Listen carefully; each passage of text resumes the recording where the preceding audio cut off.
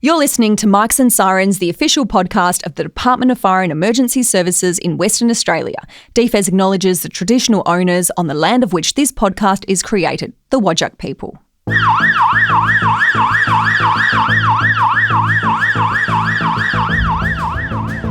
Drones, robotics, AI, are they the way forward for emergency services? Absolutely they are. If you could imagine in the future we have a drone that's on a permanent loop, and when a 000 call comes, the ComSend's got the ability to turn that camera on and have intel. There's a role for robotics in areas where we don't want to put humans. We have a lot of change coming in Western Australia. I like change. I like to make things better. Imagine the year 2075. Firefighting robots navigate burning buildings guided by intelligence from AI-powered drones in the sky. Or a fire truck extends its retractable legs, stepping over a traffic jam to reach an apartment fire in record time. These technologies could be 10, 20 or 50 years away, or they may never leave the realm of science fiction. But what we do know is that technology and innovation are transforming the world of emergency services faster than ever before. We've come a long way from the horse-drawn fire carts and street alarm boxes with break glass panels. Over the decades, new equipment, smarter processes and stronger partnerships have reshaped how we respond to disasters, improving communication, safety and intelligence on the front line. Natural disasters, both in Western Australia and around the world, continue to push us forward. They challenge us to adapt, innovate and build more resilient communities. Our guest today is at the forefront of that change. As Assistant Commissioner of Future Capability, John Broomhall leads a new division within DFES dedicated to exploring emerging trends and technologies that could redefine emergency response. So, what's next? How do we improve? And how do we prepare our communities for the future? Let's find out. John, thank you for joining me. Thank you. Good to be here. Last year, the Korean Fire Rescue Service celebrated 125 years of service. Back to the horse and cart style of firefighting. Is that really how we fought fires? Of course. Yeah, it literally was. Being a career firefighter originally when I joined, which is a really lovely way to start in the agency. We did do that way. My grandfather was in the job and served at Perth Station, and he rode horse and cart. So we did that, and then I think we graduated to the bike and bucket, and then motor vehicles came in the 20s and 30s, and here we are now. But horse and cart. How has firefighting and emergency services in general evolved over the years? Yeah, look, we've evolved enormously in Western Australia. The formation of FESA, then DFES, was huge, and amalgamating all the emergency services into one agency was a little bit unique and a bit of an experiment. QFES did it, and they've now undone it. But I think we've held the course, and we're getting the efficiencies of it now, and the good management structure where we've got coordination and good arrangements across all the state. We didn't have that before. We had a lot of lines on maps where people would, do some work and then not do some work, and having all that amalgamated and sorted is a good thing for WA. We're too small a population to have, discrete agencies. I know a lot of people want that, but having seen it from both sides in my career, I think what we've got now works a lot better. What's the biggest change that you've seen over the years? The creation of FESA, which then became DFES, was massive. I joined the WA Fire Brigade's board, and then we had the SES separately and the bushfire separately, and having that all amalgamated has been a good thing for a lot of people's careers. It's certainly mine. You get a lot more opportunity to do a lot of different things and see different parts of the state. Bringing back on an emergency helicopter. We lost that in the late 1980s when Westpac pulled out of that kind of sponsorship, and we didn't have one for about 10 years. So the government investing in that and then giving it to us to run, and all the things that we do now with marine rescue, we've really got a good end-to-end business and service for the community. So that's a good thing. What are the drivers for change? Is it, do we go based on post-incident reviews, or are we looking to overseas? Certainly what happened in WA is we had a bad run with reviews, and we had a bad run with royal commissions, and that was the same right around the country. The fire services hadn't really matured, and we were kind of forced to mature. And the same happened in Western Australia. We had a bad run with some really bad incidents, and not necessarily the people that ran them, but the systems that we used and the arrangements we had, and we've now kind of sorted that out. They've been tested, but we have to continually improve. We can't just rest on our laurels. We have to continually look and actively examine how we operate and what we're doing. How do we find out about innovative tools in emergency services? Yeah, look, we're very isolated in WA, and we do need to look internationally and interstate. I think the advent of AFAC has helped us a lot. It gives the opportunity of staff members to move around the country. Can you explain AFAC? AFAC is the Australia Fire Agency Council. So all the fire agencies and emergency services around the country and New Zealand and Australasia get together. Currently led by our commissioner. He's the president of AFAC at the moment. But there's a whole lot of subsidiary groups within AFAC of areas of expertise where we get to mix with our interstate counterparts and understand what we should and what is best practice and what's not, and where we can improve and where our shortfalls are. In my career, I worked in rescue branch and technical rescue for a while, and when I was mixing with my interstate colleagues, that gave me a great breadth of knowledge and the ability to pick up a phone and phone a friend and say, well, what are you doing here? What do you know about this? Because we are very isolated in WA. We're the most isolated capital city of, I think, anywhere in the world, and we don't tend to travel much, but when we do get out and about, it's good to bring the innovation and change and new opportunities back to us. Do you find that when you go to things such as AFAC and when you meet people from interstate and overseas, that things that they may suggest or things that they're doing don't exactly work in the WA landscape? In some instances, yes, but in others, they do. So I think in the bushfire context, a lot of Australia is very similar, and a lot of the innovation and change is transportable and transferable. I think in Western Australia, the digital transformation is something that is upon us, and as an emergency service, we have to respond to that. I think some of the limiting factors for us is the availability of data. We've got a massive landscape, 2.5 million square kilometres of Western Australia, and it doesn't have the same data coverage, and a lot of our improvements I see around intelligence and the ability to get the information to the people that are going to the fires or the floods or whatever we're going to, and we're getting the low Earth orbiting satellites are coming in. There's a range of those that are happening. They're not fully covering the state yet. We've also got the federal government looking at public safety mobile broadband, and that they've talked about that for 10 years. But that's something that really affects WA. Is that more for remote places? Of course, but also, in places of black spots, because not everywhere has good coverage of 4G, 5G telco, and so we need to have a redundancy in whatever we're using.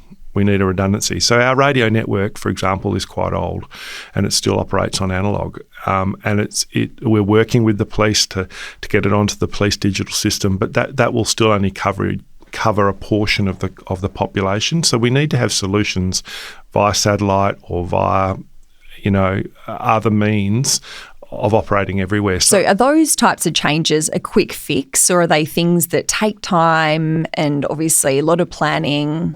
A lot of them are beyond our control. So the mobile safety broadband, we're waiting on the federal government to fund it, and then there's market forces. So the Starlink is being done by a commercial provider, which we're using at the moment, but there's Amazon are coming up with a solution, and there'll be other solutions. So we can't rely on them, but we have to be able to use them and use the redundancy that they provide.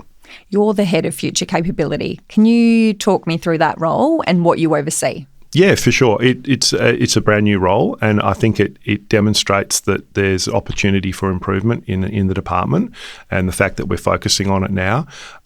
It's been for 3 months, 4 months now that I've been in the role, and I'm looking at a range of different things of what we can do in the future. One of them is how we're going to communicate in the future. We have a lot of change coming in Western Australia. The AUKUS program is coming to WA, which means nuclear-powered submarines, and so we need to look at how we're going to combat that hazard. It's likely that our commissioner will become the HMA for nuclear-powered warships, which will mean we have to up our capability, up our training, our SOPs. How do we deal with those new areas? Exactly. It's about relationships. It's about working with the Navy, the Australian Submarine Agency, with Defence, and having those links across government. It's really important that we're not inwardly focused and that we're out. And part of my job is to get out and network with those people so that they know who the point person is to come to DFAS to talk to, and then I can direct them in the right direction within operations or strategy and emergency management or whoever it might be that can help them. I'm also looking at our CAPAs in the future. So for the Career Fire Service, we're evolving to have a CAPA truck, which will mean we have a lot more aerial platforms to deal with it, working at heights issues. We're also looking at how we're going to do technical rescue in the future, and I'm building business cases that can go to government to seek the funding. Because what's technical rescue? Technical rescue is a range of different rescue techniques, from heavy rescue, truck rescue, train rescue, bus rescue, right through to vertical rescue, swiftwater rescue up in the Kimberley. So these are things DFAS does already, but is it just improving? No, some we do. We don't do swiftwater yet. We've got a very small emerging capability in swiftwater. We've trained, I think, 4 or 5 people, but we need to roll that out across the network of where that risk exists.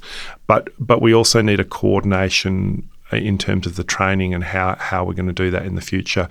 We've done it piecemeal, but we also now need to expand our capability, and that's what I'm looking at. We've covered it, but we could do it better. There's opportunity for improvement. Ever wondered what firefighting looked like almost 100 years ago? The trucks, the buildings, the uniforms, they were all very different from what they are today. Join Fireman Jack for a new tour, visiting the old buildings that make up WA's firefighting history. Visit the DFAS website, dfas.wa.gov.au, to find out more now. You're listening to Mics and Sirens. I'm here with John Broomhall talking about the future of emergency services. Let's talk drones, robotics, AI. Are they the way forward for emergency services? Absolutely they are.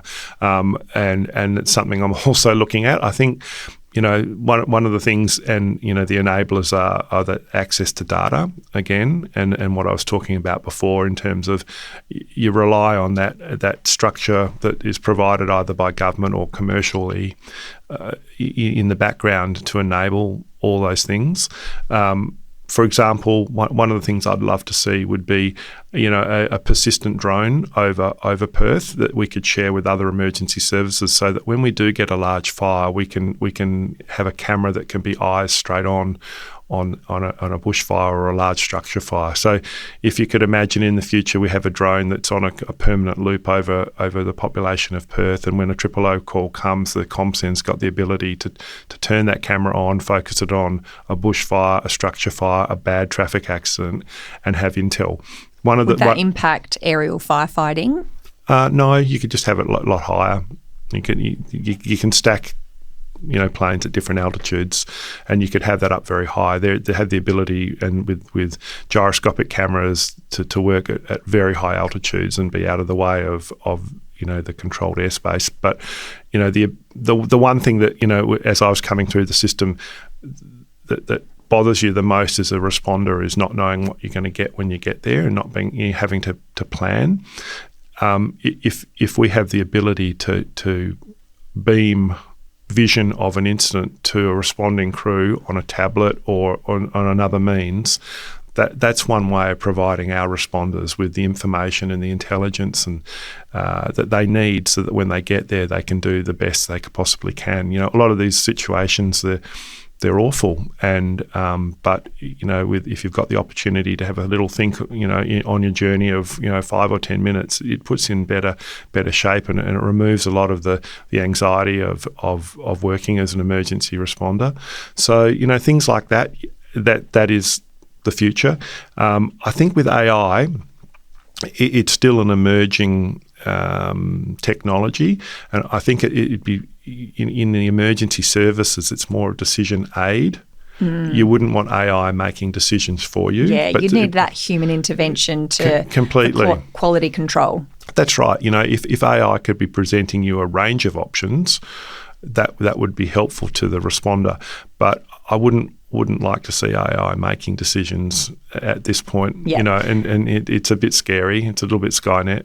What about robotics? I know it's been used for electric vehicle fires, or tested at least. Do you think that's a way forward? I do. I think there's a role for robotics in areas where we don't want to put humans. So we have recycling plants that burn regularly around the country because of lithium-ion batteries that people put in the rubbish. It'd be better to put a robot into a one of those fires than a human. We've got a lot of tunnels being built around Perth. If we have a fire in a tunnel or an incident in a tunnel, it would be better to put a robot down a tunnel than humans.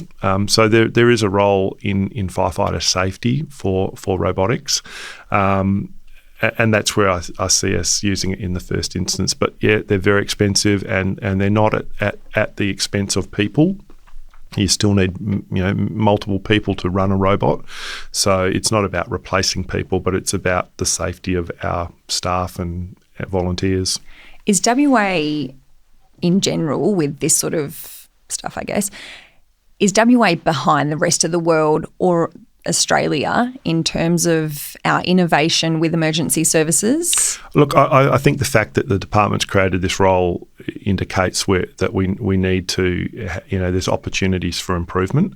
A lot of innovation costs money, and we run a very, very, very lean department. So we need that investment from whether we partner with industry or we get money from the government to do this. But yeah, I think there's an opportunity for improvement in what we're doing.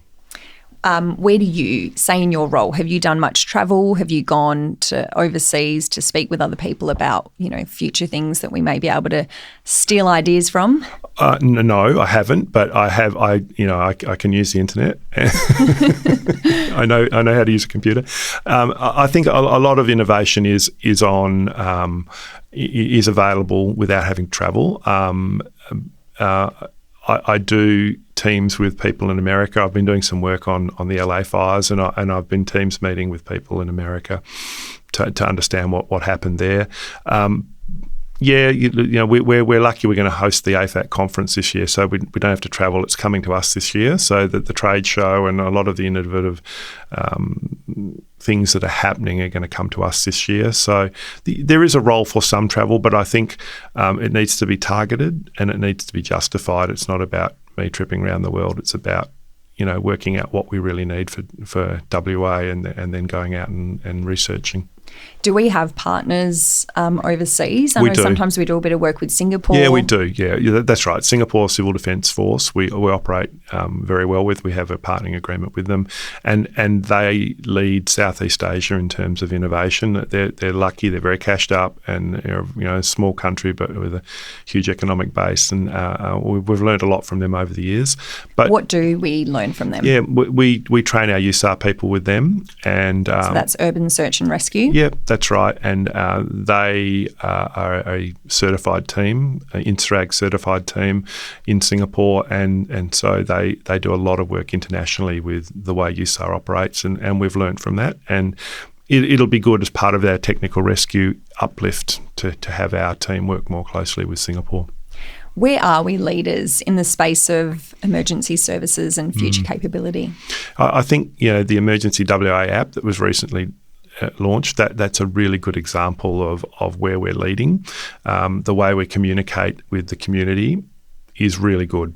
And it's something that we've learned and something that we've had to learn after a lot of our bad incidents. And I think if I could hold that one up as something it's really good. Annie and her team have done an amazing job on launching that app, and they're continuing to improve it. So the bushfire space is probably our strength. What obstacles do we face with introducing new technology? I think humans don't like change, and emergency responders and firefighters tend to be the same. We need to be open to it. We need to understand that change is coming, and we need to adapt, and we need to be a little bit more open-minded that it's not going to be perfect the first time. We trial these things, we try them out, we have an idea, we invest, and then we improve it, and we continually improve it. And that's something that we have done with a lot of our appliances, our PPE.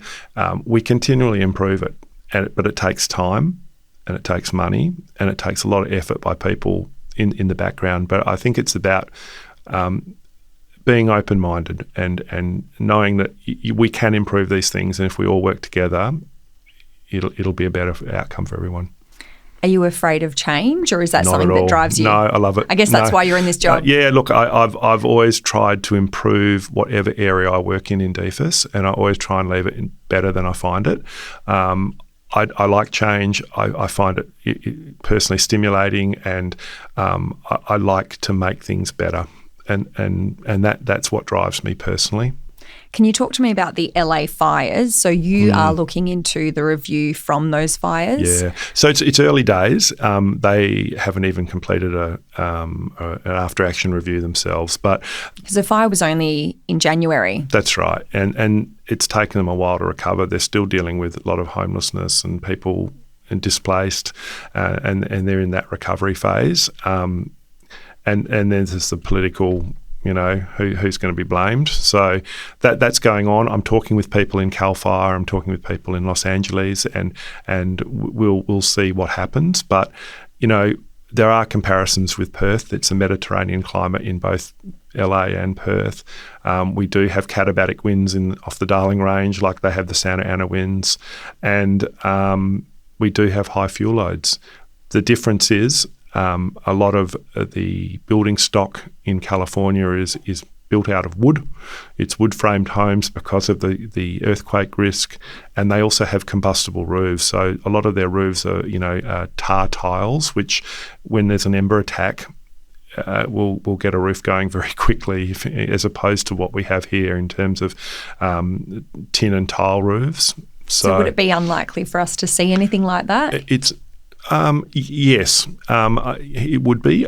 We also don't have, we do have some areas of Perth that are suffering from legacy urban planning, but we're improving that. We're learning from it. It would be unlikely, and I think what caught LA out from my observations is it was their off season, and I know they didn't have as many firefighters on duty as what they would normally have in their high risk periods. So that's something that we are aware of. We crew up appliances here in Perth when the risk dictates, and so I think we have a better eye on things. But you never say never, right? You've always got to be vigilant. You've always got to be addressing the risk and looking at things. So it's not a never, but it's a maybe. You were a firefighter, you mentioned earlier. What was something at the time that you wanted to see change, I guess? Yeah, I think I talked to it earlier about the intelligence that you get. You don't get much from a 30-second 000 call, and then that's Chinese whispered down to the trucks. I think that's an area we can improve in. We currently have an IRIS system on courier trucks. I'd like to see a system similar to that, improved and across all our emergency responders. I think it's incumbent upon us to make sure people who are responding to emergencies have all the information that we can possibly give them, from the condition of a structure they're going to road conditions on the way. So if we can meld all those things into one system that it protects their safety and also relieves a lot of the stress that's involved in responding to emergencies. So I think that's an area which we've got the capability of improving, and it's something I'm actually already looking at. Thank you, John. Thanks for joining me. Thank you for all your insights, and look forward to hearing what's next. Terrific. Thank you. Are you looking for fast, accurate and official information that helps you to make informed decisions to stay safe during an emergency? The Department of Fire and Emergency Services Emergency WA app lets you set up watch zones for places important to you. So, if an emergency happens in your watch zone, you'll receive alerts and warnings. The best part? It's sent direct to your mobile device. Download DFES's Emergency WA app from the App Store or Google Play today. This is Mics and Sirens. I'm Silvana Politano. In the next episode, I sit down with the Fire and Emergency Services Commissioner. For more information on this episode, visit the show notes.